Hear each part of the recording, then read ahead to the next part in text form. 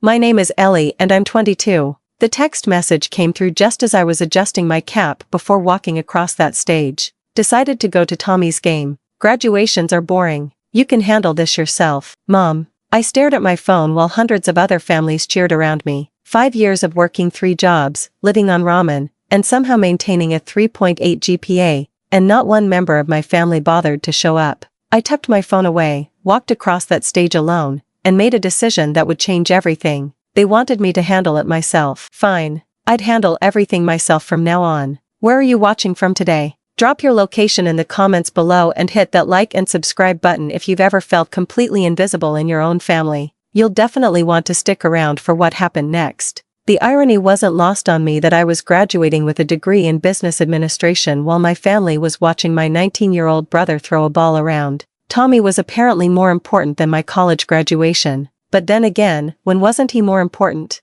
I'd learned to expect this level of disappointment from them. But somehow this felt different. This was supposed to be my day. One day, just one. I collected my diploma with a smile plastered on my face. Shook hands with the dean and posed for the photographer like I had somewhere to be afterward, like someone was waiting for me. The families around me erupted in cheers and applause, phones recording every moment, flowers being thrown. I got polite clapping from strangers who felt bad for the girl walking alone. How generous of them. After the ceremony, I sat in my dented Honda Civic in the parking lot, still wearing my cap and gown, watching families celebrate together. The Andersons were taking pictures by the fountain. The Chin family had balloons and a whole entourage. Even weird Kevin from my statistics class had his grandmother there crying tears of joy. I pulled out my phone and did something I'd never done before. I took a selfie. Just me in my graduation cap with the biggest fake smile I could manage. I posted it with the caption, "Did it?" and waited. 15 minutes later, I had likes from classmates and professors. Nothing from my family, not even my dad. Shocking, right? That's when I realized something that probably should have occurred to me years ago. I didn't actually need them. I'd gotten through college without their help. Worked every job from babysitting to waitressing to pay my own way. And somehow convinced myself that their approval would make it all worthwhile. But sitting there in that parking lot, I felt something I hadn't expected. Relief. I drove home to our cramped 2-story house where I'd grown up being the responsible one, the invisible one, the one who figured things out. I could hear the celebration before I even opened the front door. Tommy had apparently made some spectacular play that required cake and probably presents, too, because that's what we did in the Patterson family. We celebrated Tommy. Must be nice to be the golden child. How was the thing? Mom asked when I walked into the kitchen, not even looking up from cutting cake. The thing? I repeated. Your graduation thing? I stood there for a moment, still in my cap and gown, diploma in hand. Oh, you know, boring.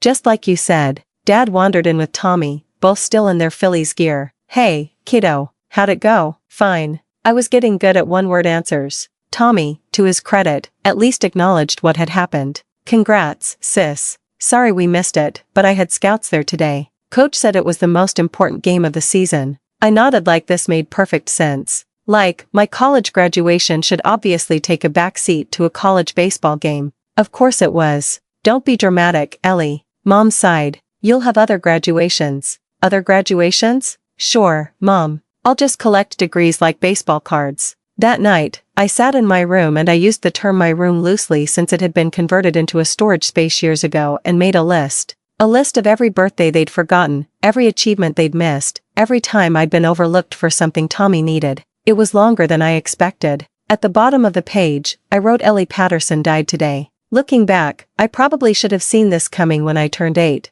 and they forgot to buy me a birthday present. Not forgot my birthday entirely. That would come later. Just forgot the present part. Mom handed me a $20 bill the next day and said, "Pick something out for yourself, sweetie." Even at 8, I knew that wasn't how birthdays worked in other families. But hey, at least I learned early how to shop for myself. The invisibility started early. I was 3 when Tommy was born. And suddenly, I became the big sister who could help mommy and daddy. Help turned into responsibility, which turned into expectation, which eventually turned into being completely overlooked because I was so good at taking care of herself. When I was 10, I organized my own birthday party, sent out invitations, bought decorations with my allowance money, and made my own cake because Mom was dealing with Tommy's little league schedule. 5 kids showed up. It was actually fun, but I remember thinking it was weird that I had to plan my own party. Most kids get their parents to do that. Silly me. expecting parental involvement. By middle school, I'd perfected the art of being invisible. Not in a pathetic way, more like a survival mechanism.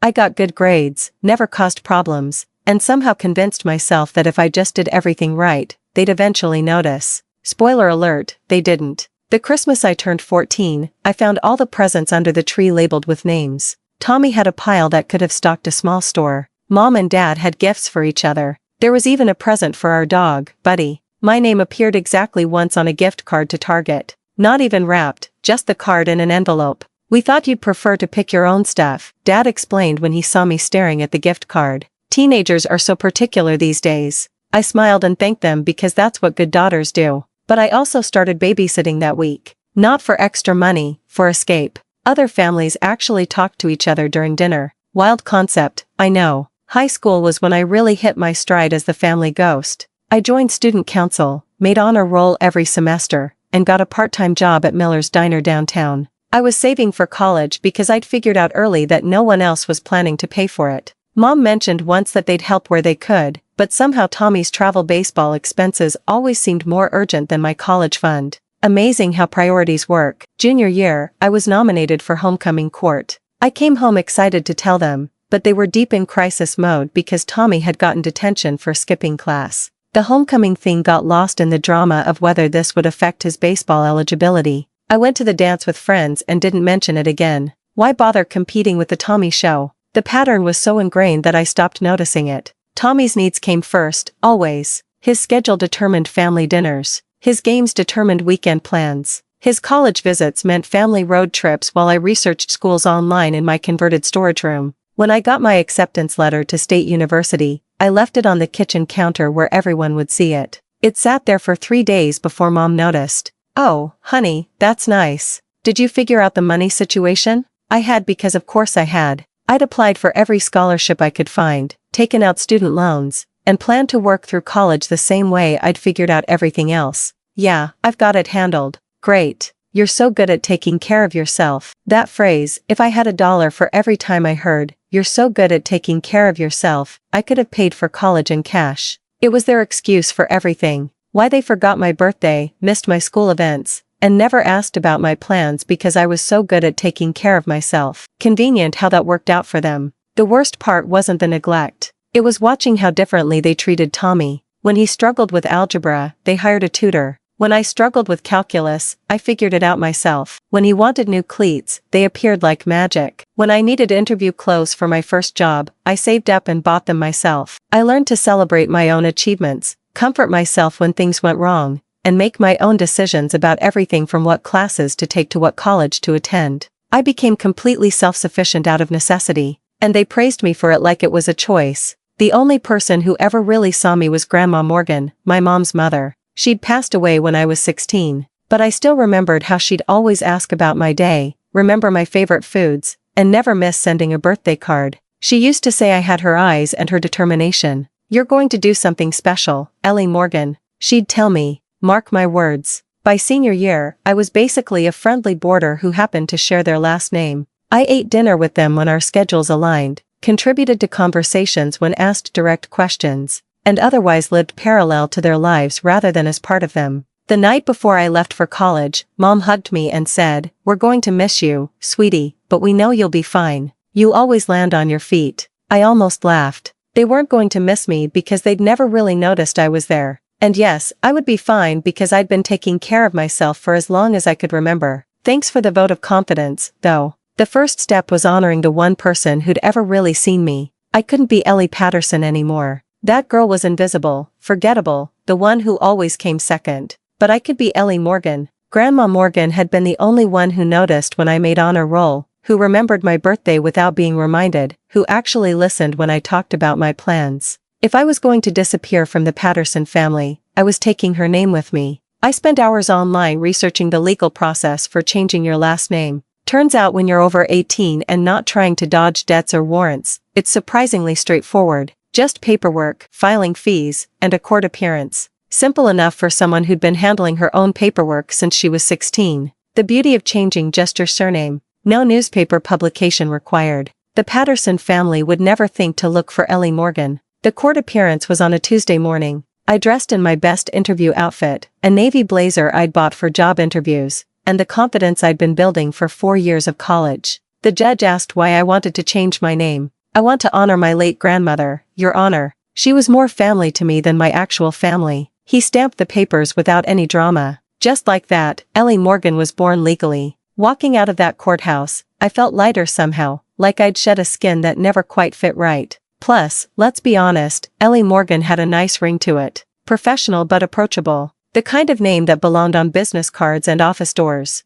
Next was the practical stuff. New social security card, new driver's license, new bank accounts. I moved my savings, all $3,000 of it, to a new bank across town where nobody knew the old me. I kept my cell phone number because really, who was going to call? The Patterson family certainly wasn't checking in regularly. The hardest part was telling my friend Sarah, the one person who'd actually noticed I was gone. We met for coffee at our usual place near campus. You're doing what? She nearly choked on her latte, changing my name to honor my grandmother. Fresh start, new chapter. I pulled out my new driver's license and slid it across the table. Ellie Morgan. Same me, better last name. Sarah stared at the ID like it was evidence of a crime. This seems extreme. I mean, I know your family sucks, but changing your name entirely, just my last name. I'm still Ellie, just not a Patterson anymore. What if there's an emergency? What if something happens to your parents? Then Tommy can handle it. He's so good at being the important one. I could see her trying to understand, but Sarah had the kind of family that remembered birthdays and showed up for graduations.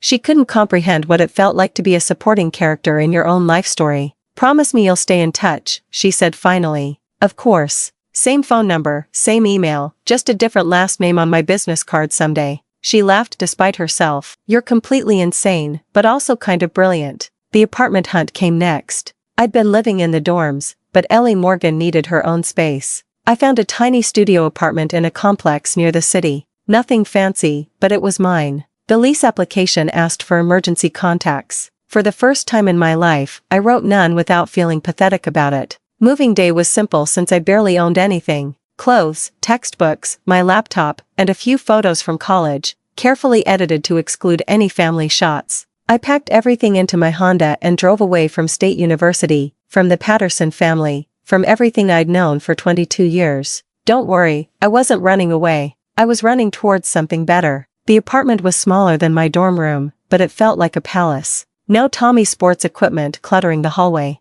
No conversations that stopped when I entered the room. No reminders that I was the afterthought child who was so good at taking care of herself. That night, I ordered Chinese takeout and ate it sitting on the floor since I didn't have furniture yet. My phone buzzed with a text from Sarah. How does it feel to be Ellie Morgan? I looked around my empty apartment at my new driver's license on the counter at the reflection of someone who finally had permission to put herself first. Like coming home, I typed back. The really beautiful part was how easy it was. No one came looking for me. No frantic phone calls or missing person reports. I'd been so invisible to my own family that they didn't even notice I was gone. Mom probably assumed I was busy with post-graduation job hunting. Dad probably figured I'd call when I needed something. Tommy was definitely too wrapped up in his own life to wonder where his sister went. I got a call 3 weeks later from a number I recognized as my parents' house. For a split second, I almost answered. Then I remembered sitting alone in my graduation cap in that parking lot and let it go to voicemail.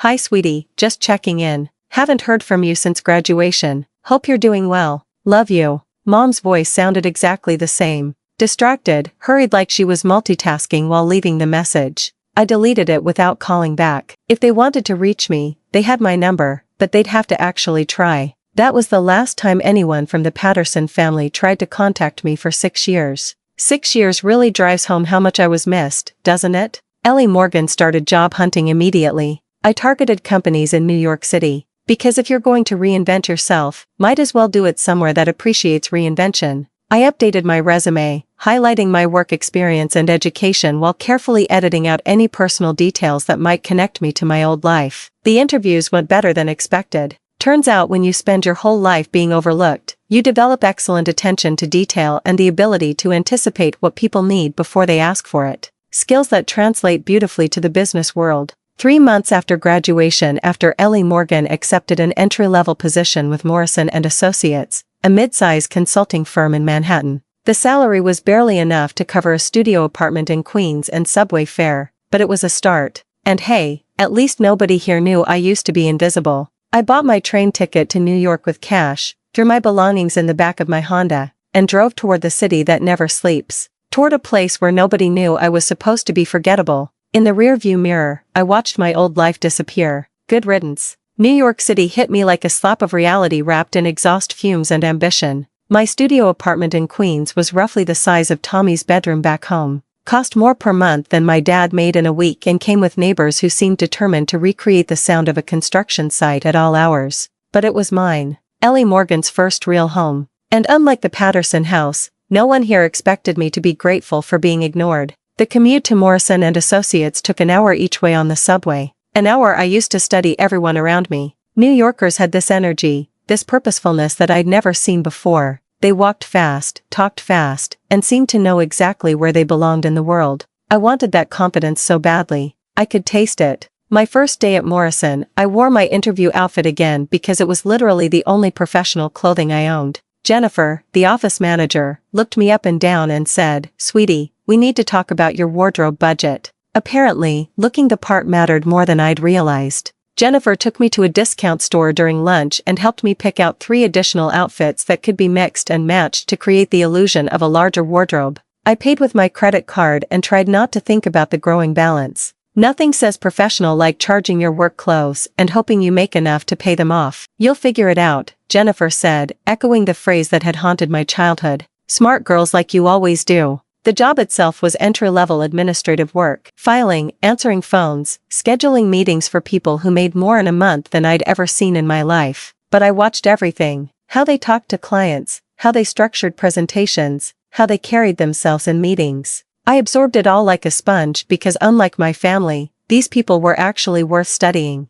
My supervisor, Robert Chen, was a junior associate who treated administrative staff like furniture that occasionally needed to be moved around. He'd snap his fingers when he needed something and never bothered learning my name. Just called me assistant. "Assistant, I need the Morrison files." "Assistant, reschedule my 2 o'clock. "Assistant, get me coffee. Not that cheap stuff from the break room, the good coffee from that place down the block." I smiled and said yes to everything because I needed this job. But I also started taking notes, not just about his requests, but about his mistakes. Robert had a habit of promising clients things he couldn't deliver and then scrambling to cover his tracks. He double-booked meetings, forgot important deadlines, and somehow always found a way to blame the administrative errors when things went wrong. Charming. After 2 months of watching him fumble through basic tasks, I started anticipating his needs before he asked. I'd have the coffee waiting, the files organized, the schedules coordinated. He started to depend on me without even realizing it. Men like Robert always do. That's when I made my first real power move. Robert had promised a major client that he'd have their market analysis ready by Friday.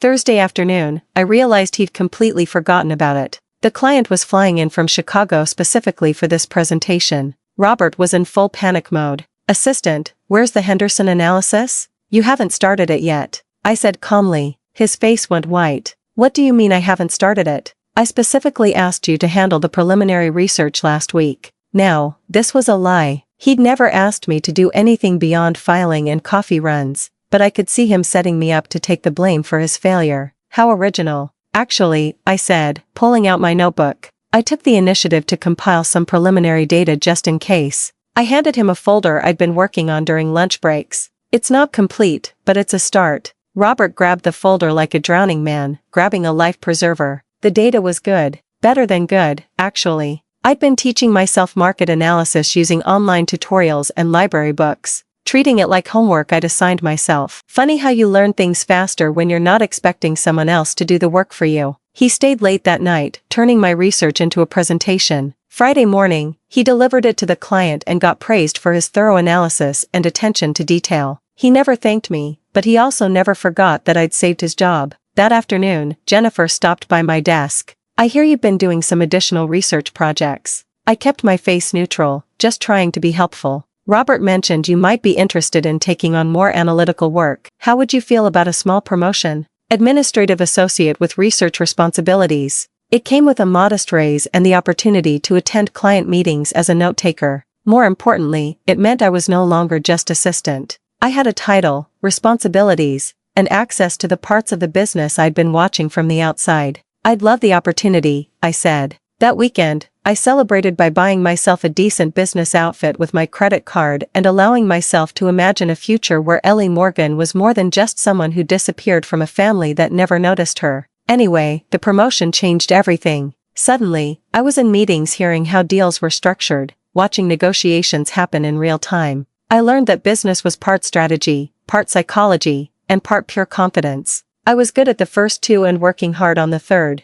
I also learned that most of the junior associates were winging it just as much as I was. They had fancy degrees and family connections, but they didn't necessarily work harder or think more clearly than I did. They just had better clothes and more confidence in their right to be there. Well, I could work on both of those things. 6 months into my New York life, I was working late one evening when I overheard Robert on a phone call with a potential client. He was pitching an analysis of emerging markets in the tech sector, a project that was way beyond his actual expertise. After he hung up, I knocked on his office door. I couldn't help overhearing your conversation with Mr. Davidson. The tech sector analysis sounds fascinating. Robert looked nervous. Yeah, it'll be challenging. I've been reading a lot about emerging markets lately. Would you like me to put together some preliminary research? Relief flooded his face. That would be extremely helpful, Ellie. Very proactive of you, Ellie. He'd finally learned my name. Progress. This became our pattern. Robert would land clients with promises he couldn't keep,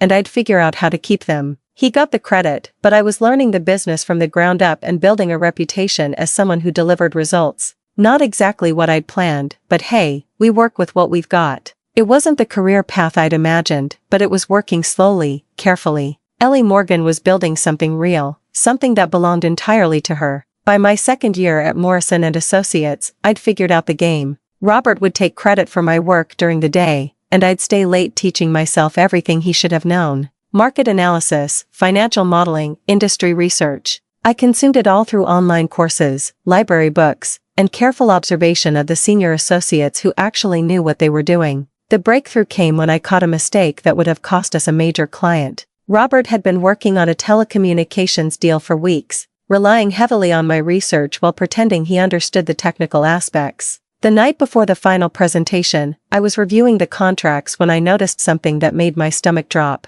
The client was about to invest heavily in a technology that was already being phased out by industry leaders. Oops. I knocked on Robert's office door at 9 p.m. We have a problem. I walked him through the issue, showing him articles from trade publications and financial reports he'd never bothered to read. The technology our client wanted to invest in was dead in the water, but they didn't know it yet. If Morrison & Associates let them proceed without warning them, we'd either lose the client when they lost money or get sued for negligent advice. Neither option looked great on a performance review. Robert went pale. What do? We tell them the truth tonight, before they sign anything, but the commission will be zero if they sue us or never trust us again. Sometimes I amazed myself with my brilliant insights. Robert made the call. The client was initially furious that we were changing our recommendation at the last minute, but grateful when we showed them the evidence. We restructured the entire deal, saving them millions and proving that Morrison & Associates had their best interests at heart. Revolutionary concept, I know. Monday morning, Mr. Morrison himself stopped by my desk. Ellie, I understand you were instrumental in saving the telecom deal this weekend. Just doing my job, sir. He smiled. Your job is administrative support. What you did was strategic analysis that prevented a disaster. We need to talk. That conversation led to another promotion. Research analyst with my own office and a salary that finally covered my rent without requiring creative budgeting. More importantly, I was no longer working through Robert. I reported directly to Jennifer Walsh, a senior associate who actually recognized talent when she saw it. What a refreshing change of pace. Jennifer became the mentor I'd never had. She taught me how to present findings to clients, how to structure reports for maximum impact, and how to navigate office politics without compromising my integrity. She also introduced me to the concept that would change my life: consulting partnerships. The real money isn't in working for firms like Morrison, she explained over lunch one day. It's in building your own client base and taking them with you when you're ready to go independent. The idea terrified and thrilled me in equal measure. Build my own business. Ellie Morgan, who'd been invisible for most of her life, running her own consulting firm. The irony wasn't lost on me. You have something most people don't, Jennifer continued. You see problems before they become disasters, and you solve them quietly without needing credit. Clients value that more than flashy presentations. Over the next year, I started building relationships with the clients I worked with directly, not in a way that undermined Morrison and Associates, but by being genuinely helpful and memorable. I'd follow up on projects, send relevant articles I'd found, and always deliver exactly what I'd promised when I'd promised it. Novel approach, apparently. The telecommunications client referred me to a colleague who needed help with a market entry strategy. I handled it as a Morrison project, but the client specifically requested to work with me again. Then another referral came in and another. Funny how people notice when you actually do your job well. Jennifer watched this pattern developing and made me an offer I hadn't expected. What if I told you I was thinking about leaving Morrison and starting my own firm? And what if I offered you a partnership instead of just a job? Walsh & Morgan Consulting. The name sounded impossible and perfect at the same time. I can't invest much capital. I admitted you don't need to. You bring the client relationships and the analytical skills. I bring 15 years of experience and some seed money from my savings. We split everything 50-50ths. That night, I sat in my queen's apartment, which I'd finally furnished with real furniture instead of milk crates and dreams, and tried to wrap my head around what was happening. Ellie Morgan, equal partner in a consulting firm. The girl who couldn't get her own family to notice her was about to become a business owner. I called Sarah my one remaining connection to my old life. You're doing what now? She laughed. Starting a consulting firm, Walsh & Morgan. Morgan, that's your last name now? Has been for 3 years. It suits me. I keep forgetting you're not Ellie Patterson anymore. You sound different when you talk about work. Different how? Confident, like you know you belong there. 6 months later, we made the jump. Jennifer and I gave Morrison and Associates our notice and opened an office in a small space in Midtown. Our first month, we had 3 clients, all referrals from people who'd specifically asked to work with me. Not bad for a girl who used to be invisible. By the end of our first year, we had 12 regular clients and a waiting list. Our specialty was helping mid-size companies navigate market changes and avoid costly mistakes. Word spread that Walsh & Morgan could spot problems others missed and deliver solutions that actually worked. Who would have thought that paying attention to details actually mattered in business? The money was better than I'd ever imagined. Not just enough to live comfortably, but enough to save, invest, and plan for a future that belonged entirely to Ellie Morgan. I moved to a real apartment in Manhattan, bought clothes that fit properly, and started carrying myself like someone who deserved to be in the rooms where decisions were made. But the best part wasn't the money or the success. It was the respect. Clients listened when I talked. They implemented my recommendations. They referred their colleagues because they trusted my judgment. For someone who'd spent her life being overlooked, that recognition was worth more than any paycheck. 3 years into running Walsh & Morgan, we landed our biggest client yet, a tech company going through a major transition. The project was complex enough to require a full presentation to their board of directors, including some significant media presence. Ellie, Jennifer said after we'd won the contract, I think it's time we start raising our profile. Conference speaking, industry publications, maybe some media interviews. Media interviews? The idea made my stomach flip. You're the face of the analytical work. You should get credit for what you've built. I thought about that conversation for weeks. Media attention meant visibility. Visibility meant the possibility that someone from my old life might see me after 4 years of Ellie Morgan's carefully constructed existence. Was I ready to risk exposure? Then I realized something important. I wasn't hiding anymore. I'd built a life worth being proud of. And if the Patterson family happened to see it, that was their business. Ellie Morgan had nothing to hide from. Unlike some families I knew, my success was actually earned. Schedule the interviews, I told Jennifer. It's time. The Forbes interview changed everything. Not because I said anything revolutionary, but because sometimes the right story finds you at exactly the right moment. Young Entrepreneurs Reshaping Business Consulting was the headline with a photo of me in my office overlooking Manhattan. The journalist Rebecca Santos had been impressed by our client retention rate and the fact that we'd grown 200% year over year while maintaining our boutique approach. Most consulting firms scale by adding junior staff, she'd noted. You've maintained quality by being selective about clients. That's unusual for someone your age. I'd rather solve the right problems really well than create new problems by growing too fast, I'd answered. Amazing how that concept confuses people. The article quoted that line and went into detail about our approach to preventive consulting, identifying issues before they became crises. It mentioned our success with the tech company transition and included a sidebar about how we'd saved clients collectively over $30 million in bad investments. I looked professional in the photo, confident, like someone who belonged in a Forbes article. Certainly more successful than anyone who'd sat in a graduation cap alone 6 years ago. The morning it published online, my assistant knocked on my office door with an expression I couldn't read. "Ellie, you have about 30 interview requests and your phone hasn't stopped ringing." Within a week, I was fielding calls from companies 3 times larger than any we'd worked with before. Harvard Business Review wanted to feature our methodology in their next issue.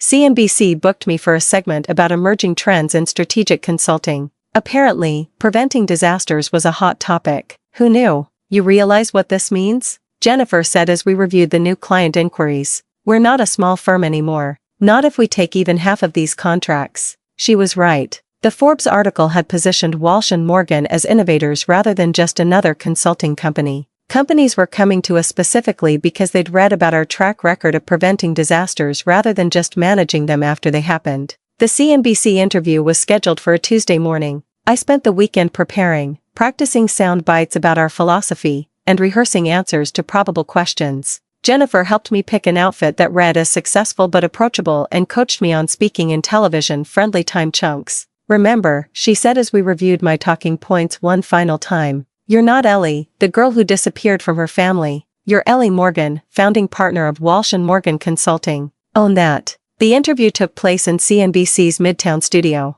I'd been nervous, but once the cameras started rolling, I felt oddly calm. The anchor, Michael Roberts, asked smart questions about our growth strategy and the emerging trends we were seeing in the market. "What advice would you give to other young professionals looking to start their own firms?" "Don't wait for permission." I heard myself say, "Don't wait for someone else to validate your ideas or give you a platform. If you see a problem that needs solving and you know how to solve it, start solving it. The credibility comes from the results." That sounds like the voice of experience. I suppose it is, though. So, I'd recommend getting your family support first if you're lucky enough to have that. The slight edge in my voice was probably lost on viewers, but it felt good to say. After the interview, the producer mentioned they'd received several calls during the segment from viewers asking for our contact information. "That doesn't usually happen with business interviews," she said. "You clearly struck a nerve." The segment aired that evening. I watched it from my apartment with a bottle of wine and a growing sense of unreality. There I was on national television talking about business strategy like I'd been doing it my whole life. The confident woman on screen bore no resemblance to the invisible girl who'd sat alone in a graduation cap 6 years earlier.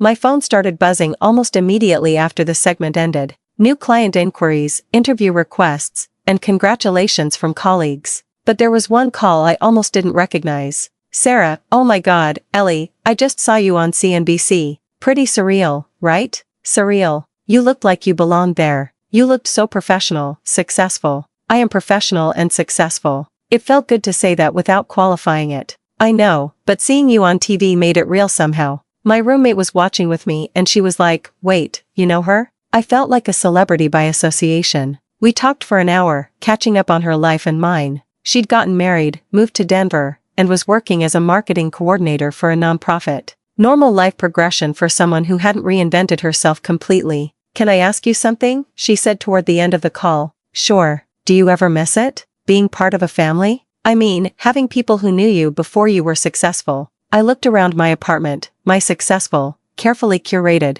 completely independent life. I miss the idea of having a family that cared about me, but I never actually had that. So, I can't miss something that didn't exist. That's incredibly sad or incredibly freeing. Depends on your perspective. After we hung up, I sat by my window looking out at the Manhattan skyline. Somewhere out there, maybe my family had seen the interview. Maybe they'd recognized the daughter and sister they'd forgotten about. Maybe they were wondering how invisible Ellie Patterson had become. Ellie Morgan, successful businesswoman. The thought didn't upset me the way it might have a year ago. If they'd seen it, they'd seen what they'd missed out on by never bothering to notice me. Their loss, not mine. But I also realized something else. I wasn't completely free of them yet. Part of me still cared what they might think. Still wondered if they'd finally be proud of what I'd accomplished. That bothered me more than I wanted to admit. After everything, some small part of me was still that girl waiting for approval. Have you ever experienced something amazing and realized you still cared about people who'd never cared about you? Drop a comment below about how you handled it, and don't forget to hit that like button if you're enjoying Ellie's journey. Ellie Morgan had built an incredible life, but she wasn't quite finished becoming herself. The real test would come when the past finally caught up with the present. And based on how much attention that Forbes article was getting, that confrontation might be coming sooner than I'd expected. The success from the Forbes article and CNBC interview created a snowball effect I hadn't anticipated. Within 6 months, Walsh & Morgan had doubled in size, moved to a larger office in a prestigious building, and I was being invited to speak at conferences across the country. Not bad for someone who used to be professionally invisible. But the real game changer came when Marcus Wellington called. Wellington Industries was a Fortune 500 company facing a crisis that had already cost them 2 CEOs and hundreds of millions in lost revenue. Their board had seen my CNBC interview and wanted to know if I thought their situation was salvageable. Most consulting firms we've talked to want to restructure everything, Marcus explained during our first meeting. Massive layoffs, complete reorganization, the whole disaster playbook. But you specialize in prevention, not cleanup. What would you have done differently 6 months ago? I spent 2 weeks analyzing everything they'd done wrong, which was considerable. They'd ignored market shifts, dismissed customer complaints, and made strategic decisions based on wishful thinking rather than data. But underneath all the mistakes, the core business was still sound. Amazing what happens when you actually look at the fundamentals instead of just following trends. You don't need a complete overhaul, I told their board. You need to stop the bleeding, address the customer trust issues, and implement systems that prevent this from happening again. It's surgery, not amputation. The contract was worth more than Walsh & Morgan had made in our entire first year. More importantly, it put us on the map as the firm that could save companies everyone else had written off. Jennifer and I worked 18-hour days for 3 months, basically living at Wellington Industries. While we implemented our recovery plan, we restructured their customer service protocols, overhauled their market analysis systems, and trained their executives to spot the warning signs we'd identified. Turns out, most corporate disasters are preventable if someone's actually paying attention. The turnaround was dramatic. Within 6 months, Wellington's stock price had recovered 40% of its losses. Within a year, they were posting record profits. The business press called it one of the most successful corporate recoveries in recent history. Ellie Morgan saves Wellington Industries was the Harvard Business Review headline that made me realize I'd crossed into a different tier of recognition. This wasn't just success. This was the kind of career-defining achievement that established reputations permanently. The speaking invitations multiplied. Business schools wanted me to lecture about preventive consulting. Industry conferences featured me as a keynote speaker. I was invited to join boards, serve on advisory committees, and consult for companies I'd only read about in business magazines. My personal life adapted to match my professional success. I moved to a penthouse apartment with floor-to-ceiling windows and a view that made me feel like I was floating above the city. I hired a personal assistant, started using a car service instead of the subway, and built a wardrobe that reflected my new status. Not bad for someone whose family used to forget her birthday. But the most satisfying part was the respect. When I walked into boardrooms, conversations stopped. When I spoke at conferences, people took notes. When I gave recommendations, companies implemented them without question. Ellie Morgan had become someone people listened to, someone who mattered. The irony wasn't lost on me that the skills I'd developed from being invisible in my own family, observation, anticipation, solving problems quietly had become my greatest professional assets. What the Pattersons had seen as self-sufficiency that excused their neglect, the business world valued as strategic thinking and proactive leadership. I was profiled in Fortune, featured on the cover of Entrepreneur magazine, and invited to speak at the World Economic Forum. Each new achievement felt like another step away from the girl who'd sat alone in a graduation cap, waiting for a family that never came. The transformation was complete in every way that mattered. Ellie Morgan wasn't just successful, she was influential. She was someone whose opinion shaped industries and whose recommendations moved markets. But success at this level came with unexpected challenges. The bigger we grew, the more we attracted attention from competitors, journalists, and people who wanted to find flaws in our story. Jennifer handled most of the background checks and media inquiries, but she mentioned that reporters were getting more persistent about wanting to know details about my background. They're looking for the origin story, she explained. Self-made entrepreneurs are good copy, but mysterious self-made entrepreneurs are better copy. Someone's going to start digging deeper eventually. The thought should have worried me more than it did, but Ellie Morgan had nothing to hide. She was exactly what she appeared to be. Someone who'd built something remarkable through talent, hard work, and refusing to accept limitations other people tried to impose. If the Patterson family saw any of this coverage, they'd see what they'd missed by never bothering to notice their daughter. And honestly, good. Let them wonder how invisible Ellie became.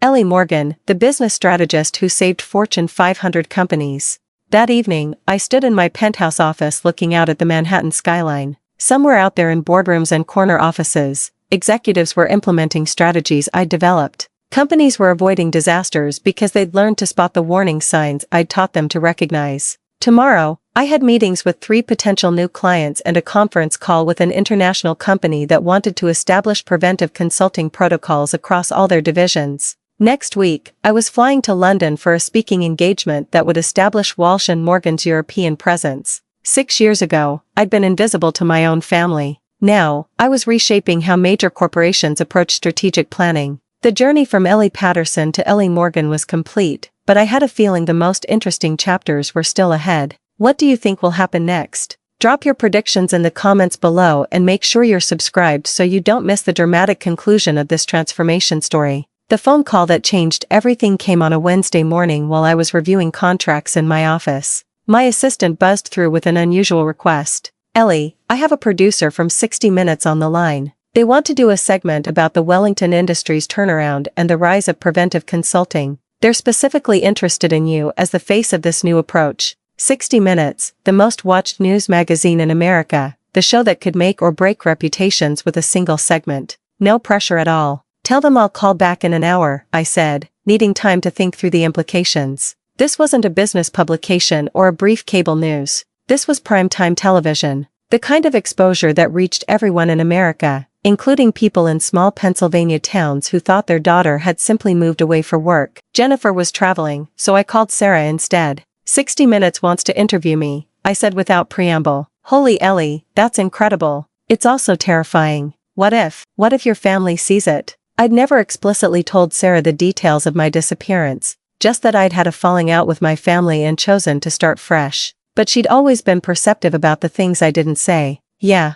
would that be such a bad thing? I mean, you're incredibly successful. Maybe they'd be proud." They had 22 years to be proud and couldn't manage it. The bitterness in my voice surprised even me. "But you're not that invisible girl anymore. You're Ellie Morgan, business superstar. Maybe they'd see you differently now." I thought about that conversation all day. Ellie Morgan was successful enough that even the Pattersons would have to acknowledge her achievements. But did I want their acknowledgement now after building a life that didn't need their approval? I called the 60 Minutes producer back. "I'm interested, but I have some conditions about what I will and won't discuss, such as business strategy, consulting methodology, the Wellington turnaround, all fair game. Personal background, family history, anything before I started my career, off limits." There was a pause. That might actually make the story more intriguing. The mysterious entrepreneur who won't discuss her past. Very compelling television. Great. Nothing like being mysterious to attract exactly the kind of attention I was trying to avoid. The interview was scheduled for the following month in our office. The 60 Minutes team wanted to capture the environment where Ellie Morgan worked, show the visual symbols of success that reinforced the narrative of someone who'd built an empire from nothing. They spent 3 days filming, interviews, office shots, meetings with clients who agreed to be featured. The correspondent, Margaret Chen, was thorough but respectful of my boundaries. She asked about my business philosophy, my methodology, my predictions for the industry. She didn't push when I deflected personal questions. "You've built something remarkable in a very short time," she said during one of our conversations. "Most people would want to talk about the journey that got them here." "The journey isn't the story," I replied. "The results are the story, but viewers connect with the personal elements. They want to understand what drives someone to achieve at your level. What drives me is seeing problems before they become disasters and having the skills to prevent them. Everything else is just background noise." And boy, did I have some background noise to avoid. She seemed to accept that Ellie Morgan was someone who preferred to let her work speak for itself. The segment was scheduled to air on a Sunday evening in March. I planned to watch it alone in my apartment with a bottle of good wine and my phone turned off. Whatever happened after it aired, I'd deal with Monday morning. The 12-minute segment exceeded my expectations. They focused on the Wellington Industries recovery, interviewed executives who credited our work with saving their company, and positioned preventive consulting as a revolutionary approach that was changing how major corporations operated. The visuals were perfect. My office with its Manhattan view, footage of me presenting to Wellington's board, testimonials from grateful clients. I looked confident, successful, and completely in control of the narrative. Margaret's closing commentary was particularly gratifying. Ellie Morgan represents a new generation of business leaders who believe the best way to solve a crisis is to prevent it from happening in the first place. Her approach has already saved her clients hundreds of millions of dollars and may well change how American businesses approach strategic planning. The segment ended with a shot of me in my office looking out at the city skyline, the image of someone who'd conquered New York through talent and determination.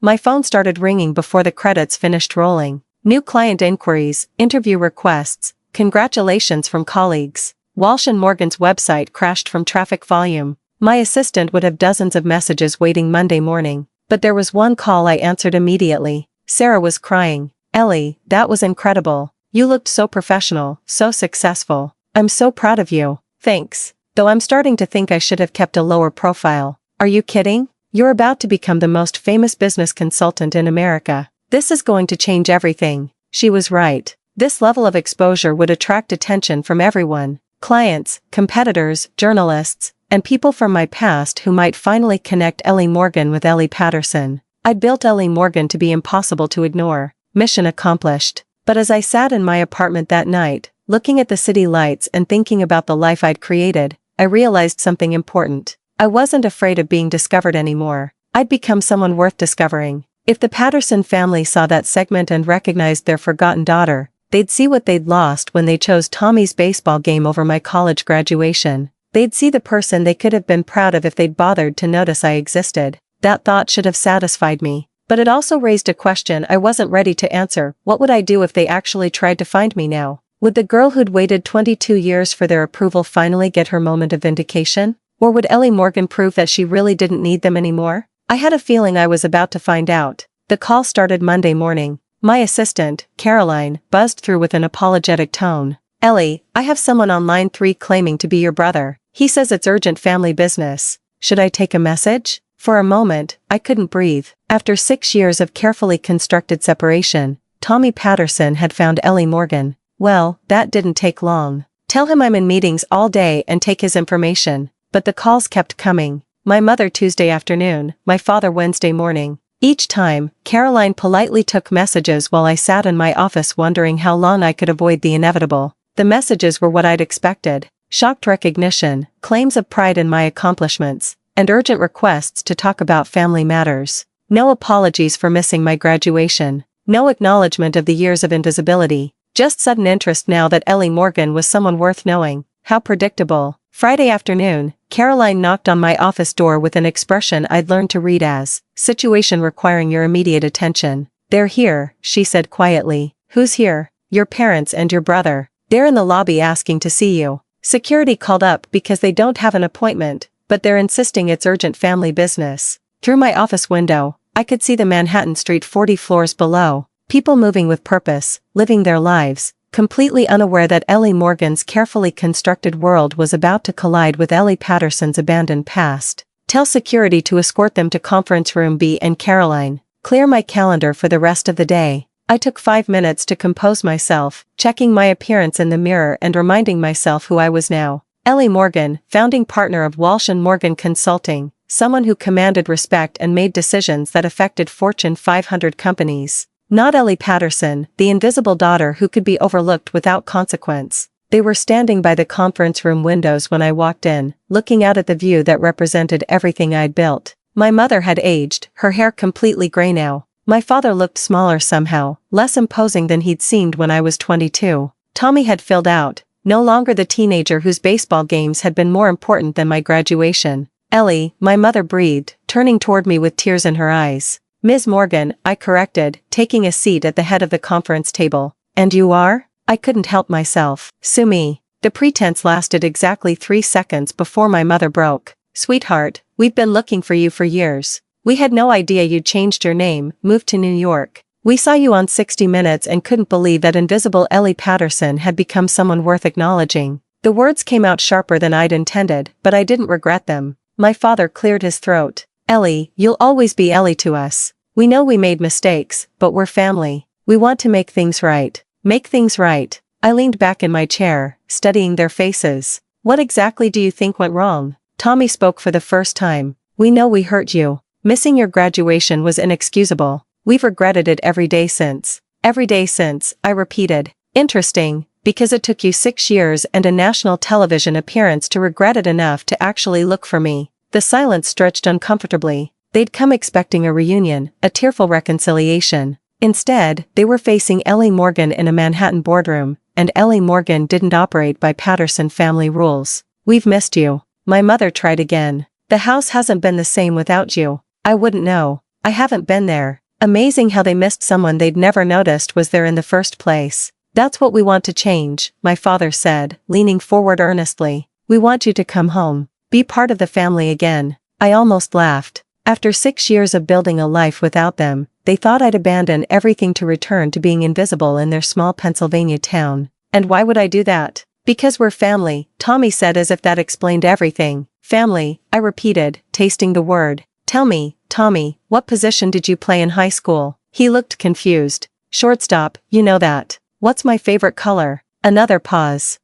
When's my birthday?" The silence was deafening. "You want me to come home to be part of a family that doesn't know my birthday, but remembers your baseball position from a decade ago?" The irony was almost poetic. My mother's face crumpled. "We know we weren't perfect parents." "Perfect." I stood up, moving to the window. "You forgot I existed unless you needed something. You missed every important moment of my life. You literally chose Tommy's college baseball game over my college graduation." "We explained that," my father said defensively. "There were scouts. There were always scouts. There was always something more important than whatever Ellie needed." I turned back to face them. "But here's what's interesting. You found Ellie Morgan. You tracked down my business, figured out how to get past security, and demanded to see me immediately. When it mattered to you, when you wanted something, you figured out how to find me." "We wanted to reconnect with our daughter," my mother said. "Your daughter, right?" I walked back to the table. "Tell me about your daughter. What has she accomplished? What is she passionate about? What are her goals?" More silence. "You don't know, do you? You know Ellie Morgan from television, but you don't know your daughter because you never bothered to learn who she was." Tommy tried a different approach. "Look, we're proud of what you've accomplished. This business, your success, it's incredible. Now you're proud now that I'm someone other people recognize." The timing was fascinating. "Really, we were always proud," my mother insisted. I opened my laptop and pulled up my calendar. "I have meetings scheduled with 3 Fortune 500 CEOs next week. I'm flying to London next month for a consulting contract worth more than most people make in a lifetime. 60 Minutes wants to do a follow-up segment about the industry changes my work has created." I closed the laptop and looked at each of them in turn. Ellie Morgan is busy. Ellie Morgan matters. Ellie Morgan has people who value her time and expertise. I stood up again, smoothing my skirt. Ellie Patterson was invisible. Ellie Morgan is impossible to ignore. That's not an accident. That's a choice I made when I decided to stop waiting for you to notice I existed. "We want to help you," my father said suddenly. "Support your business. Invest in your success." The words hung in the air like a bad smell. I stared at him, processing what he just offered. The audacity was genuinely breathtaking. "Invest in my success. We've done well for ourselves over the years," he continued, missing the ice in my voice entirely. "We could provide capital for expansion, help you grow even faster." My mother nodded eagerly. "We know we missed out on supporting you before, but we can make up for it now. Family should support each other." Tommy jumped in with what he probably thought was helpful enthusiasm. "Dad's construction company has been really successful. We could easily invest a few $100,000 in your consulting firm, a few $100,000 in Walsh and Morgan, which was already worth 8 figures and growing." I had to bite my lip to keep from laughing. "Let me understand this correctly," I said, walking back to my seat. "You want to invest money in my business?" "Exactly," my father said, relief flooding his voice. "We can be partners, real family partners. And in exchange, you come home. We rebuild our relationship. You can run your business from anywhere these days, right? Technology makes location irrelevant." I sat down slowly, my mind racing through the implications of what they were proposing. They wanted to buy me back, purchase a relationship with Ellie Morgan by investing in her success. The business world had taught me to recognize a hostile takeover when I saw one. "You think I need your money?" "Everyone can use more capital," Tommy said. "Even successful businesses need investors." "That's true." I agreed. "Businesses do need investors. Good ones." I opened my laptop again and pulled up Walsh and Morgan's financial reports. The numbers I was about to share weren't public knowledge, but my family was about to learn exactly what they'd missed out on by ignoring me for 6 years. "Our revenue last year was $18 million, I said casually, watching their faces. "Profit margin was 42%. We have $38 million in client contracts already signed for this year with a waiting list of companies requesting our services." The color drained from my father's face. Our European expansion launches next month with offices in London, Paris, and Frankfurt. Our Asia-Pacific division opens in Singapore this fall. By the end of next year, Walsh & Morgan will be the largest preventive consulting firm in the world. I closed the laptop again. We don't need investors. We turn down investment offers weekly from firms that want to buy us out for amounts that would make your construction company look like a lemonade stand. The silence in the room was different now. Not uncomfortable, but stunned. The company you want to invest a few $100,000 in, I continued, is worth approximately $85 million. My personal net worth is just over $22 million. Tommy's mouth actually fell open. At least someone in my family was finally impressed by something I'd accomplished. So, when you offer to help my business with your construction money, what you're really doing is offering to buy access to a daughter you couldn't be bothered to notice when she wasn't profitable. That's not we didn't know, my mother stammered. Of course you didn't know because you never asked. In 6 years, not one of you tried to find me until you saw me on television and realized I might be worth knowing. I stood up and walked to the window again, looking out at the city where I'd built everything they were now trying to purchase their way into. Here's what's interesting about families, I said without turning around. Real families support each other before success, not after it. Real families show up for graduations even when there are baseball games. Real families notice when someone disappears for 6 years. We made mistakes, my father said quietly. No, I turned back to face them. You made choices, consistent choices over and over for 22 years. You chose to ignore me, overlook me, and forget about me every time something more interesting came along. But we want to fix that now, my mother pleaded. Now that I'm rich enough to be worth your attention. It's not about the money. It's entirely about the money. If Ellie Morgan was still an administrative assistant making $30,000 a year, would you have tracked me down after seeing me in a brief news segment, or would you have said, "Oh, look, there's Ellie on TV," and gone back to your regular lives? None of them answered because we all knew the truth. You want to know what's really sad? I continued. I would have given anything for this conversation 6 years ago. I would have been so grateful for your attention, your pride, your investment in my life. I walked back to the conference table and placed my hands on the back of my chair. But Ellie Morgan doesn't need your approval. She doesn't need your money. And she definitely doesn't need a family that only shows up after she becomes successful enough to matter. Please, my mother said, tears flowing freely now. We know we were wrong. We know we hurt you, but we're here now. Doesn't that count for something for a moment? I almost wavered. The girl who'd waited 22 years for them to notice her wanted to say yes. It counted for everything. But Ellie Morgan knew better. You're here now because I'm worth $85 million. If I was worth nothing, you'd still be wondering whatever happened to Ellie. I moved toward the door. Here's my counter offer to your investment proposal. Take the money you wanted to give me and donate it to college scholarships for students whose families can't afford to support their education. Students whose parents work 3 jobs to pay tuition. Students who sit alone at graduation because their families had more important things to do. I opened the conference room door. Caroline will validate your parking. Security will escort you to the lobby. Ellie, please, my father called as I stepped into the hallway. I turned back one final time. Ellie Patterson died 6 years ago in a college parking lot. You're looking for someone who doesn't exist anymore. Then who are you? Tommy asked desperately. I smiled, and for the first time in the entire meeting, it was genuine. I'm Ellie Morgan, and I'm everything Ellie Patterson could have been if anyone had bothered to notice she existed. They didn't leave. For 2 weeks after our conference room meeting, the Patterson family launched what could only be described as a campaign to win me back.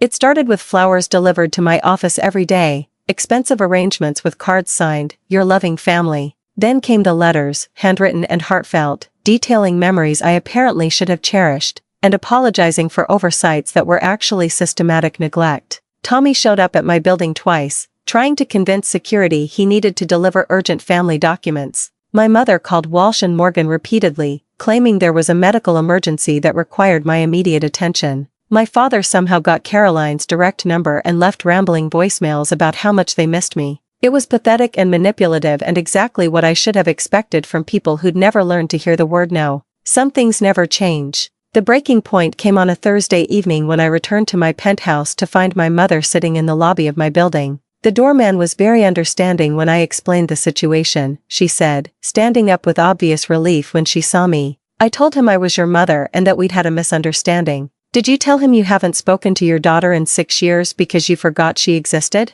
Ellie, please, can we just talk? Really talk? Against my better judgment, I let her come up to my apartment. Maybe it was curiosity about what new manipulation she'd attempt. Or maybe some part of me still wanted to hear what she thought justified 6 years of silence followed by 2 weeks of harassment. She walked through my penthouse like she was touring a museum, touching furniture and staring at the view with obvious awe. "You've done so well for yourself," she murmured. "This is incredible. It's home. It's like something out of a magazine." She settled onto my couch, looking small and out of place among the careful elegance I'd created. "I always knew you were special, Ellie. Even when you were little, you were so independent, so capable, so easy to ignore." "We never ignored you, Mom." I sat across from her, my patience already thin. "Can we skip the rewriting history part of this conversation? We both know what my childhood was like." She was quiet for a moment, staring at her hands. "I know we weren't perfect parents, but we did love you. You loved the idea of having a daughter who didn't require any attention.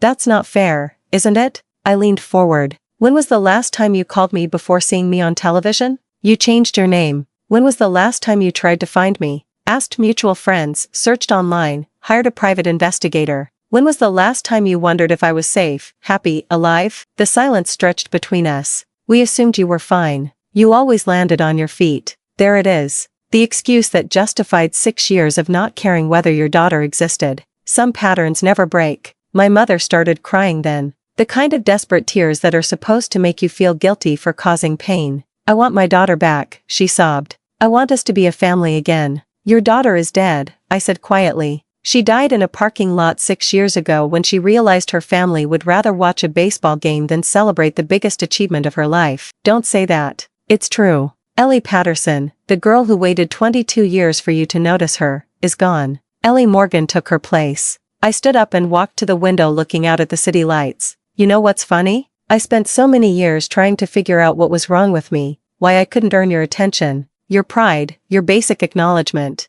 I thought if I just worked harder, achieved more, caused fewer problems, you'd finally see me." I turned back to face her, "But there was never anything wrong with me. The problem was that you were looking for reasons not to care rather than reasons to notice." "That's not true, isn't it? Every achievement was dismissed because I was so independent. Every disappointment was my responsibility to handle because I was so capable. Every missed birthday or forgotten event was acceptable because I understood that other things were more important." My mother wiped her eyes with a tissue from her purse. "We made mistakes. But families forgive each other. Families work through problems together. Families do work through problems together." I agreed. "But this isn't a problem that can be worked through. This is 22 years of systematic neglect followed by 6 years of complete indifference. You didn't even notice I was gone until I became successful enough to be worth noticing." "We noticed when exactly did you notice?" Another long silence. "We saw you on 60 Minutes and realized that you'd missed out on claiming credit for someone successful. That's what you realized."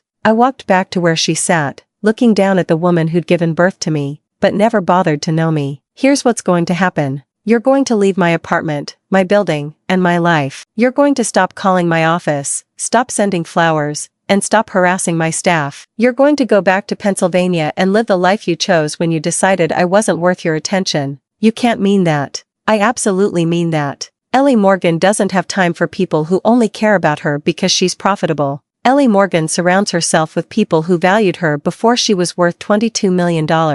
I walked to the door and held it open. "This is goodbye, not see you later or let's keep in touch. This is goodbye forever." My mother stood up slowly, her face stricken. "You'll regret this. Family is forever. Money and success don't last, but family is always there." I almost laughed at the irony. "You weren't there for graduation. You weren't there for birthdays. You weren't there when I moved to a new city, started a business, or built the life you're now trying to buy your way into. You weren't there for any of it." I gestured toward the hallway. "The only thing family is forever guaranteed to do is disappoint you when you need them most." Ellie Morgan learned that lesson and moved on. She walked to the door, but stopped in the threshold. "I'll always be your mother. Biology doesn't make you family. Care does. And you stopped caring about me long before I stopped being Ellie Patterson." After she left, I poured myself a glass of wine and sat by the window, looking out at the Manhattan skyline, the city that had welcomed Ellie Morgan and never once made her feel invisible. My phone buzzed with a text from Sarah. "Saw the news about your family finding you. How are you handling it?"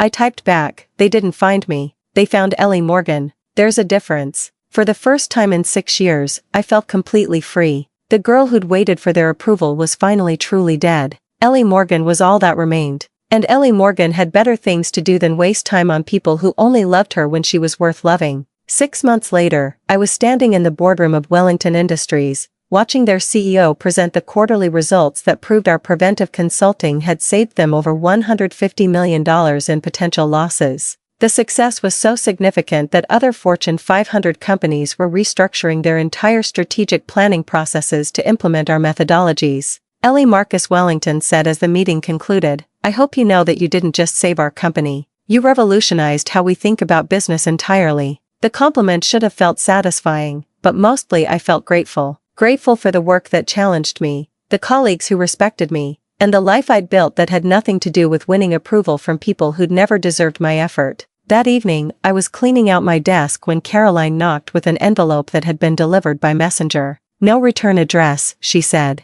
but the delivery service said it was urgent. Inside was a newspaper clipping from a small Pennsylvania paper. Local business owner expands construction company. The article featured my father standing next to a new building discussing his success and mentioning his family, my wife Diane, my son Tommy, and my daughter who works in business in New York. No name, just my daughter who works in business. Even after everything, after seeing me on national television and tracking me down in Manhattan, I was still just a vague reference in their lives. Not Ellie Morgan, successful entrepreneur, not even Ellie Patterson, the daughter they'd lost. Just my daughter who works in business. The consistency was almost admirable. I threw the clipping in the trash and felt nothing but relief. The real celebration came the following week when Jennifer and I signed the contracts for our international expansion. Walsh & Morgan Consulting would have offices in 8 countries within 2 years with me overseeing the global strategy division. "You realize what this means," Jennifer said as we left the lawyer's office. "You're about to become one of the most influential business strategists in the world." I corrected. "We're about to become influential. Ellie, you built this. I helped. But this success story belongs to you." That night, I hosted a small dinner party in my penthouse for the people who'd supported Ellie Morgan's journey. Jennifer, Sarah, who'd flown in from Denver, Caroline, and a few other colleagues who'd become genuine friends. People who knew me, valued me, and showed up when it mattered. To Ellie Morgan, Jennifer raised her glass, who proved that the best revenge is a life so successful it makes your past irrelevant. To chosen family, I countered, looking around the table at faces that had become more familiar and important than the ones I'd been born into. To people who notice you before you're worth noticing. As the evening wound down and guests began leaving, Sarah lingered behind. "Can I ask you something?" she said as we stood by the window overlooking Manhattan. "Always. Do you ever wonder what would have happened if your family had shown up to your graduation?" I considered the question seriously. Honestly, I think I would have spent my whole life trying to earn their approval instead of building something that didn't need it. "So, you're grateful it happened the way it did."